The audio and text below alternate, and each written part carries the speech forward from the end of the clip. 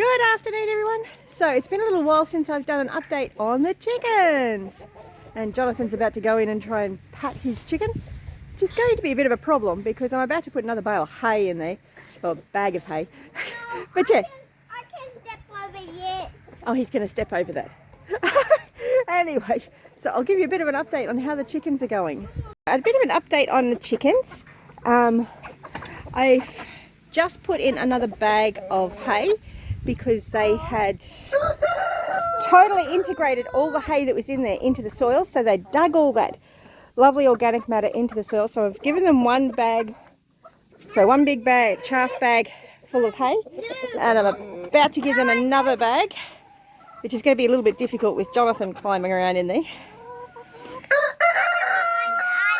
Apparently the roost is good for more than just chickens.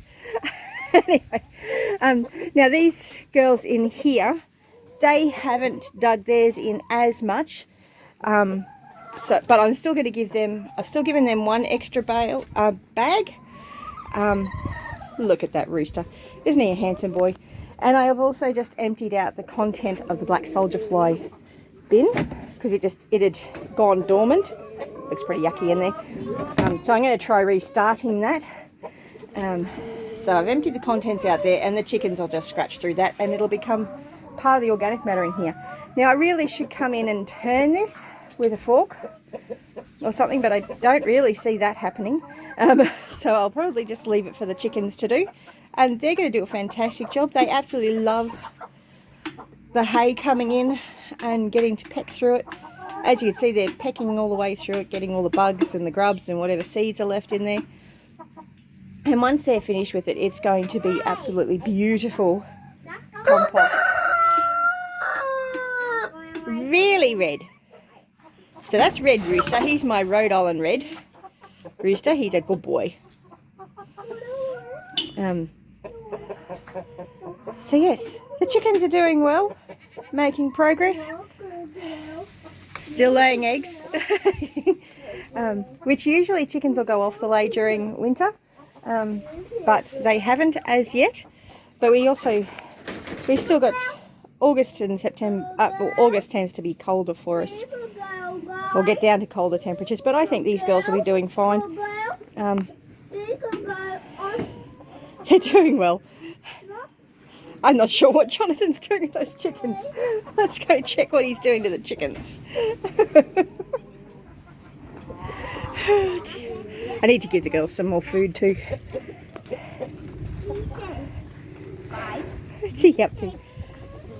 I think he's trying to catch one of his chickens so that he can give it a hug. No, I'm trying to catch Clop and Becky. You can't catch two chickens at once. Yes, you can. And buddy, you're going to wreck your jacket in there. It's going to get caught on the wires. Okay. So the solution to that is take my jacket off. As to where he's going to put it now that he's in the chicken coop, I don't know. But anyway, I'm going to get back to work, get some stuff done, get these beds sorted. I contemplated moving the girls, but I think I'll leave this here for a little bit longer. Oh, thanks. Mum's a hat rack, isn't she? Look at this. I don't know if you can see that. Can you see that? I don't think you can.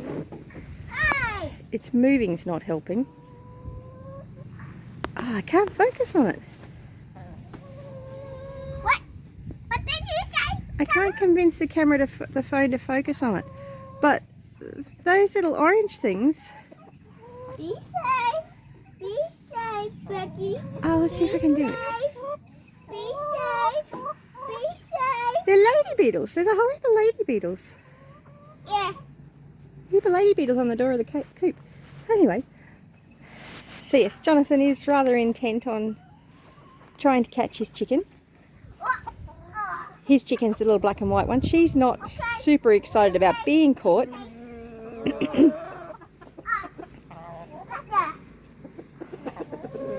But he does like giving Becky a hug. Becky doesn't really like Becky getting a hug. But Jonathan does love his chicken. Although I'm still not convinced that she's laying any eggs. So Be safe. Be calm. I'm not getting a huge amount of eggs from these girls. Be calm. Be calm. Be calm. In the hands of a 4-year-old, being told to be calm. I'm not sure if I would be. You be careful not to get scratched by those feet of hers, buddy. Yeah.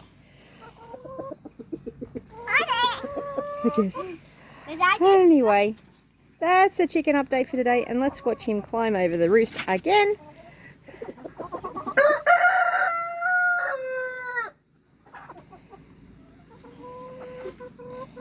Yes, I'm debating on where I'm going to move them to next, whether I'm going to do like a garden edge next to the goat pen, or whether I'm just going to start doing some gardens in the house yard.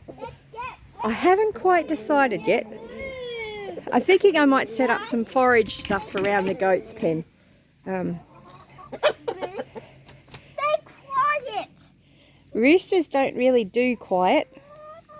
No. Isn't he a pretty boy? Pretty boy. He's my pretty rooster. Yeah. But boys aren't pretty. Roosters are. That's because roosters are boys. Roosters are pretty. Roosters are prettier than the hens are. Yeah. But my hen is even prettier. Yes, your hen is pretty. Even prettier than a rooster. He likes his chicken. Bear, what do you think? Shall I put some gardens around the chicken pen, the goat pen? Yeah. We're growing some, like I'm going to. It's just a matter of whether or not that's where I move them to next. So I'm going to plant different herbs that are good for them, as well as forage, like planting some pigeon peas and some wormwood and some rosemary and some parsley and some sage and all that sort of stuff there. Because they're all really great for the goats, and I'll be able to just pick them and toss them over the gate. And the goats will be able to eat it through the fence too. I love being in this pen. He loves being in the pen. He's a captive audience, that one. So yes, I'm debating on whether or not I'll do that first, or start the pens next to the, start the gardens next through the house yard. I mean, the other thing I could do is I could potentially set the electric net up over here and have the girls free ranging in that entire area.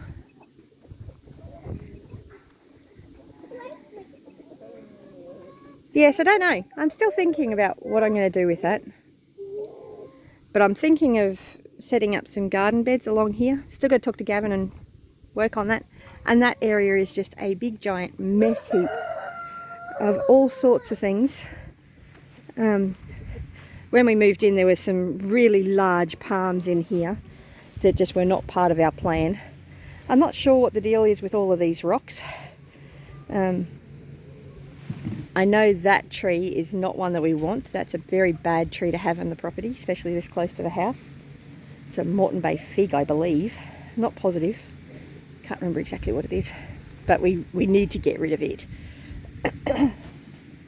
It does horrible things to your foundations of your house and your plumbing and your pipes and all that sort of stuff. Not a good thing. This, I believe, is a hibiscus that the goats have been having a lovely time eating on. And then I've got a massive patch of aloe vera. Massive patch. But yes, I'm thinking a kitchen garden out here would be great. And the aquaponics, the big aquaponics system is just around there. So that's where the big aquaponics system is. But yeah, having this area here as garden is what I'm thinking. Although Gavin and I haven't had a chance to talk about that stuff at the moment. He's busy working on fencing. So yeah, what do you think? Gardens next to the goat pens or chickens here? But I better find out what the 4-year-old's wanting. What are you wanting, Jonathan? It's fine, buddy. I've looked at it already. It's just that yes, they need some food. Do you want to go get some food for them? Yes, and I'll give them food. Good plan. because I could set the electric net up around one of these pens, or I could get one of my other pens set up, or a couple of pens actually, because I've got a couple down there that I could set up and then have the electric net around it. So yeah, I've got some ideas, but nothing really firm and concrete at the moment. There's some things that we're going to be experimenting with and I'll work on over time. But I mean, I've got the electric energizer up there, so I can always split it so that it comes over this way as well. That wouldn't be complex. So I could set up the electric fence here. I've also got a solar energizer that I could set up as well. And could potentially do something with the chickens out in this area. But we've got to finish doing something with that fence first. But yeah, that's half the reason, part of the reason why we moved the goats out away from this area, so we could get the rest of that barbed wire fence down. Because we're changing all the fencing over. Because, I mean, that fence is not going to keep a goat in.